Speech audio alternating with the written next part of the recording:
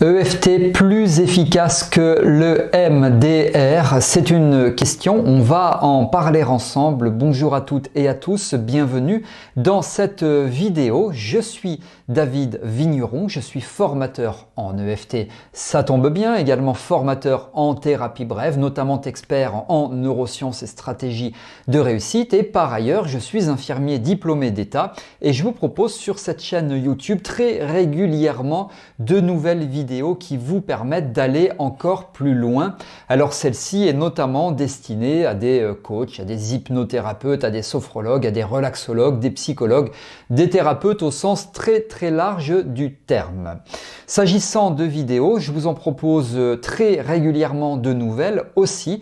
Abonnez-vous à ma chaîne pour être informé lorsque je sors donc de nouvelles vidéos et pensez bien à activer la cloche de notification pour être donc informé. C'est tout à fait gratuit encore une fois lorsque je sors de nouvelles vidéos qui sont tout à fait inédites. Merci de me suivre, merci d'être très attentif et attentive. Alors je vais répondre ici à cette question: EFT aussi efficace que le MDR ou EMDR aussi efficace que l'EFT? Alors j'y réponds tout de suite. En fait, à cette question, et ensuite je vais développer mes propos et je vais ainsi pouvoir également les modérer. Alors pour moi, c'est aussi efficace. D'un point de vue pratique, même si je vais vous l'expliquer, j'ai quand même un peu plus d'affinité pour l'EFT, mais j'aime beaucoup le MDR également. Néanmoins, j'ai un peu plus d'affinité pour l'EFT.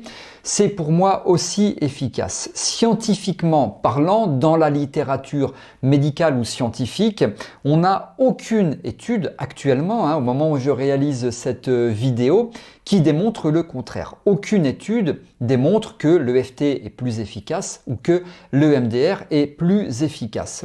Pour moi, globalement, les deux provoquent les mêmes effets, que ce soit au niveau du cerveau. Alors, pour moi, et pas que pour moi, puisqu'on a quand même beaucoup d'études sur le sujet qui expliquent qu'il se passe des choses au niveau du cerveau, notamment au niveau de l'état alpha, qui est l'état qu'on retrouve au niveau quand on pratique l'hypnose, entre autres, pas que l'hypnose, mais notamment l'hypnose, un état qu'on peut très facilement mesurer, et le gros avantage de cet état, c'est qu'il est facilitateur d'optimisation des ressources que l'on détient.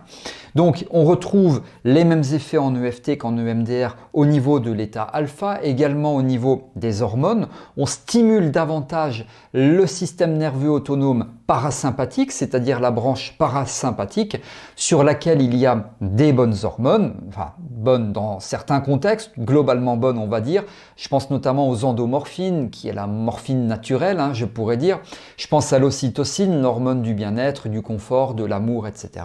D'autres hormones également. Et c'est un système de balance puisque de l'autre côté, la stimulation des mauvaises hormones, mauvaises dans certains contextes tels que l'adrénaline et le cortisol, eh bien, ça contrebalance, donc ça pèse beaucoup moins lourd. Donc plus on stimule les hormones d'un côté, les bonnes hormones, moins celles de l'autre côté sont stimulées. Et donc vous l'avez compris, meilleur c'est. Et donc on le retrouve ça en EFT ou en EMDR. Idem quand on confronte certaines personnes, les personnes qui consultent naturellement, par exemple un élément phobogène, une araignée, une souris, un serpent, une voiture, dans un contexte de phobie de la route ou de la conduite, ou un souvenir traumatique, on se rend compte qu'il y a moins de sécrétion de certaines hormones, je pense notamment de cortisol, moins d'activation de certaines zones du cerveau, je pense notamment à l'amygdale, alors pas l'amygdale ORL, mais l'amygdale cérébrale. Voilà, donc on retrouve globalement à peu près les mêmes choses s'agissant de EFT, s'agissant de MDR. Donc, néanmoins, ce n'est pas forcément ce qui caractérise l'efficacité de l'EFT ou plus de l'EFT ou plus de l'EMDR. Alors, je vais poursuivre mes propos, je vais continuer avec des choses très intéressantes. Juste avant, laissez-moi quelques instants, s'il vous plaît, pour vous préciser que vous avez la possibilité de vous inscrire gratuitement à une conférence en ligne que je vous propose qui s'intitule « Comment utiliser l'EFT lors de vos prises en charge thérapeutiques ».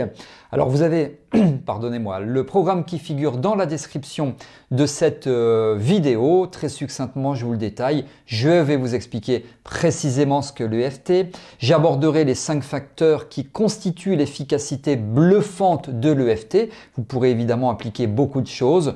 Quelles sont les différences et points communs avec le MDR? Je vais aller plus loin, bien entendu. Je vous expliquerai quelles sont les 3 erreurs à éviter lors de la pratique de l'EFT. Et oui, il faut éviter des erreurs et je vous communiquerai les enseignements liés. Donc vous allez pouvoir repartir avec plein de choses. Je partagerai avec vous 3 exemples de prise en charge d'accompagnement qui de base ne relevaient pas d'EFT et pourtant vous verrez. Très surprenant parfois. Bien sûr, je vous donnerai des conseils et je vous offrirai 2 cadeaux afin de commencer à pratiquer l'EFT dès la fin de la conférence. Bien entendu, je répondrai aux questions que vous vous posez. Le nombre de places étant limité, faites vite, c'est sous cette vidéo pour vous inscrire et je vous rappelle que c'est gratuit. Alors je poursuis.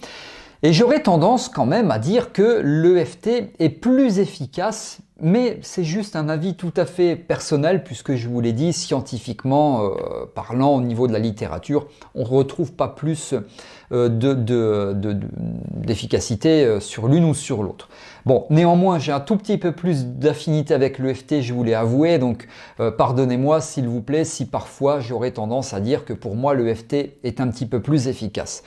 Notamment, je justifie pourquoi je crois que l'EFT pourrait être un petit peu plus efficace. Tout simplement parce qu'on a un énorme travail quand on pratique l'EFT. On travaille avec le consultant, c'est peut-être ce que vous faites aussi, sur la verbalisation. On va inviter les consultants à verbaliser. Alors évidemment, on peut faire les liens avec la relation d'aide notamment.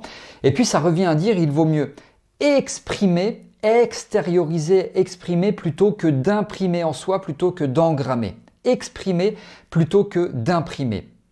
Et je trouve que ça c'est vraiment très bien parce qu'en plus de tapoter, le but de l'EFT c'est de tapoter, en plus de respirer, on peut y combiner la respiration, eh bien on peut tout à fait proposer à la personne de verbaliser. Enfin c'est même, on doit lui proposer de verbaliser et pas n'importe quoi. Verbaliser ce qui est douloureux pour elle, ce qui est difficile en termes d'éléments phobogènes, je vous en parlais, en termes de souvenirs traumatiques, en termes de certains mots tels que le mot viol, le mot barbarie, le mot torture, etc.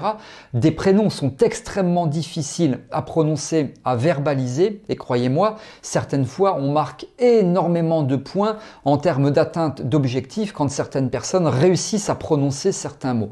Et rien que pour ça, je trouve que c'est vraiment super et j'aurais tendance à dire quand même que l'EFT est peut-être un petit peu plus efficace, mais c'est pas tout à fait objectif ce que je vous dis, simplement je vais vous dire que l'EFT pour moi c'est génial aussi, notamment grâce à ça, étant entendu que pour moi la verbalisation c'est quelque chose, je pense notamment à Carl Rogers entre autres, qui fonctionne extrêmement bien aussi. Hein, c'est se mettre à côté de l'autre et pas à la place de l'autre, accueillir ce qu'il nous dit sans jugement, l'écoute active, bienveillante, et donc lui permettre et favoriser la verbalisation. Donc en fait, vous voyez, l'EFT, c'est énormément de choses qu'on combine les unes avec les autres, ce qui fait que c'est très efficace, du moins aussi efficace que le MDR.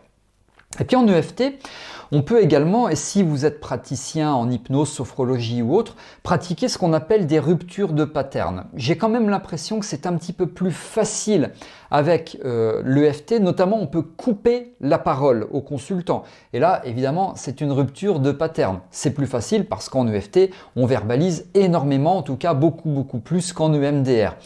On peut arrêter une ronde. Moi, fréquemment, je m'arrête sur les points ici qui sont les 7-7, enfin les points claviculaires, les points émotionnels, alors qu'après celui-ci, il y a celui-ci, hein, ou alors celui-ci. Voilà, c'est-à-dire qu'on devrait enchaîner, mais on arrête, ou on impose à la personne de faire autre chose évidemment de bénéfique, je pense notamment à de la respiration. Donc il s'agit bien là d'une rupture de pattern. Alors si vous pratiquez l'hypnose, le terme rupture de pattern, vous comprenez ce que je veux dire. On peut inverser 2 points, enfin bref, hein, en termes de rupture de pattern, on peut faire énormément de choses. En plus de tout cela, je pense que l'EFT, et je la valorise, hein, l'EFT, vous avez compris, est quand même beaucoup plus facile à combiner avec d'autres méthodes, d'autres techniques. Alors je pense notamment à des techniques respiratoires, en Encore que finalement, le MDR, on peut aussi la combiner avec des techniques respiratoires. L'EFT, elle est plus facilement combinable avec, par exemple, des recadrages techniques qui est issue, extraite de la PNL. Tout simplement parce qu'on verbalise. En EMDR, ça se pratique moins ou voire quasiment pas. Donc vous voyez, on peut combiner énormément de choses à l'EFT, à l'EMDR aussi. Pour autant, voilà, je vous ai dit plein de choses ici. Tout ceci étant dit, partagé avec vous, je pense qu'au bout du compte, c'est une histoire d'affinité. Est-ce que je suis plus pour l'équipe de Paris, plus pour l'équipe de l'OM? Bon, là, on pourrait compter le nombre de matchs de buts. Bon, moi, je suis pas du tout footeux, donc l'analogie n'est pas trop bonne. Mais enfin, il y a quand même toujours une histoire d'affinité. Alors, si vous préférez le MDR, tout va bien. Si vous préférez le FT, tout va bien. Et si demain nous partons en week-end ensemble, ou on va manger ensemble ou autre, eh bien, rassurez-vous, globalement, on va tomber presque complètement d'accord. Et évidemment, les avis d'une personne à l'autre peuvent différer. Voilà, pour moi, l'une est aussi efficace que l'autre. Alors, votre expérience par rapport à ça, vous pouvez me la relater. Vous êtes d'accord, pas d'accord? Il y a des éléments que vous voulez partager ou même des questions. C'est sous cette vidéo, dans la partie prévue pour cela, la partie des commentaires. Et vous savez que c'est moi qui réponds sans intermédiaire. Voilà ce que je souhaitais partager avec vous. Si vous avez aimé cette vidéo, likez en cliquant sur le pouce bleu. Inscrivez-vous au webinaire. Merci de m'avoir suivi, d'avoir été attentif et attentive. Et vive le FT, vive le MDR. Je vous retrouve pour de prochaines vidéos. À très bientôt.